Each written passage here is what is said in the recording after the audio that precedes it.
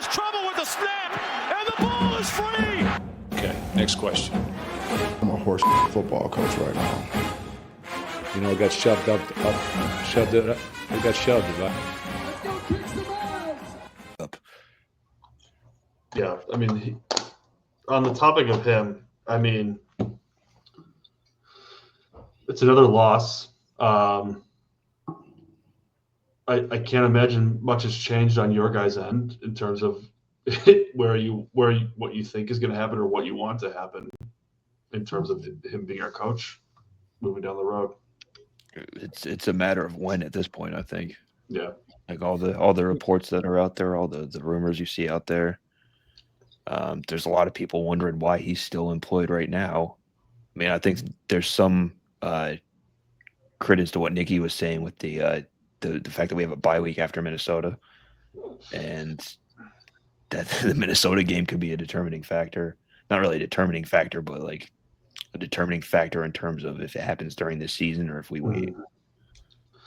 It doesn't sound like there's a lot of urgency to make the move during the season, which in this coaching carousel, I don't know if waiting is your friend. I mean, it's not. It's not.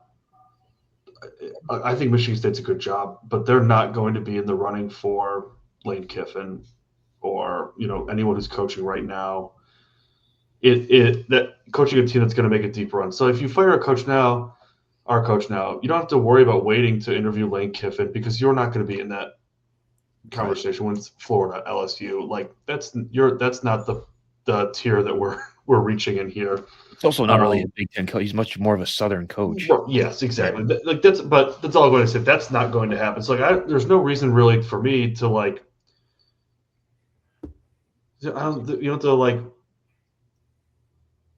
I guess you don't have to fire mid-season to say, okay, let's get in line because there's a huge, a lot of guys that we're bidding against, but also I don't think you're not hurting by firing him mid-season either. Like it's better to just cut the cord. Like maybe you could salvage a couple games at the end of the season here, but I don't know, man.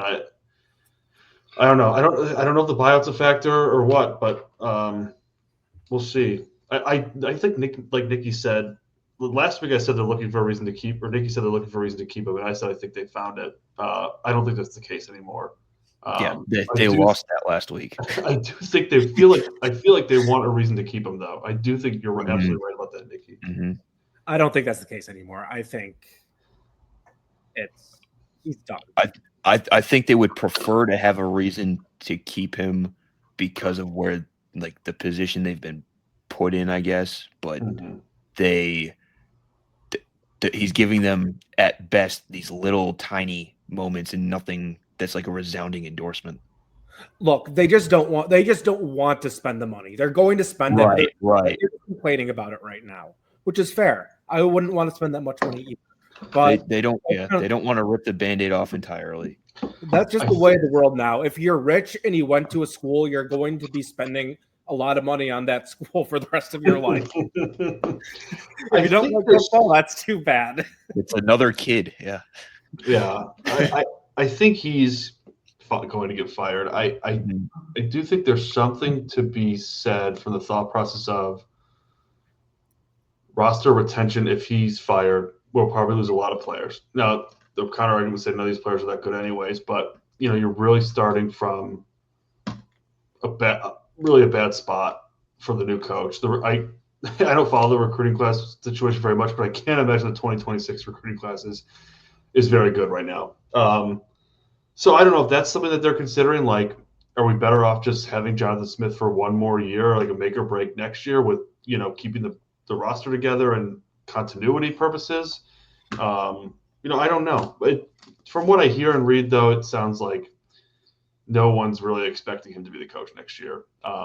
It sounds like he's lost the locker room, too. Like, nobody really likes him. I don't know if that's the right word, but that's kind of – I've heard some of that. But I don't know how true that is. He's fired. Let's check. Come on. What they were kind of saying is like he's he's coaching football and he's like respected as the coach, but like he's not like the guy in terms of getting donors, like getting the donor support and that kind of stuff. Yeah, I read that, which is a big thing. They're not even picking up his phone calls. They're not answering the phone for him. Which that's Alan Haller's fault. Honestly, some of it's John Smith's fault for not understanding the politics and the playing field of coaching at a Big Ten school like this. But also it's Alan Haller's fault for alienating the donors. Like, you kind of gave him a bad hand right off the bat with that. Yeah.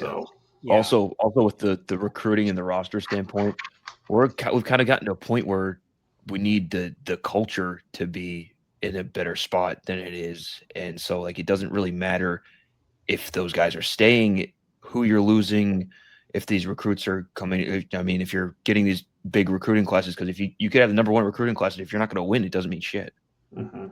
Yeah. I think we can retain players with the new coach. I don't know why. I have a feeling these guys kind of like each other. My dream scenario is that like we fire Smith after this weekend when we win 2 games. So the team kind of is like, oh, we can play together. Obviously, we're going to lose some guys, and obviously we get a donor or get a coach that donors will back, so we can get better players. But I do think we can hopefully keep a core of just guys who kind of get it. And yeah. Do you think Smith has been too loyal to like Lindgren? I personally don't think Joe Rossi should be fired. I never thought it's his fault. But like Lindgren, I mean, this hasn't worked at all. Like, I think the team is in obvious need of a shakeup, and I probably would have started with Lindgren. Now I'm thinking they should sit Childs. I think you should let Alessio. At the very least, Alessio should get some serious playing time in this Minnesota game, I think. Yeah. But the team is in desperate need of a shakeup. Yeah. Like I said before, the play calling and the concepts that Lindgren keeps going back to just don't work. Yeah. And it's not creative either. So it's pretty easy to say that he's one of the problems there too. I thought it was a little bit better during like the non-conference play, but once we got into conference play, it was the same issues that we've been seeing. Yeah. I don't know. I mean, Alessio going in there as the quarterback is probably the quickest fix to try to see something. I don't know how much of a fix that actually is though. I just like it. He gets the ball out quick. Oh yeah, like, I like the way he's playing around. better, but I like the way he's playing better. But it's also, limited reps, garbage time, and all that too. So yeah. Let him play. Come on, show me something.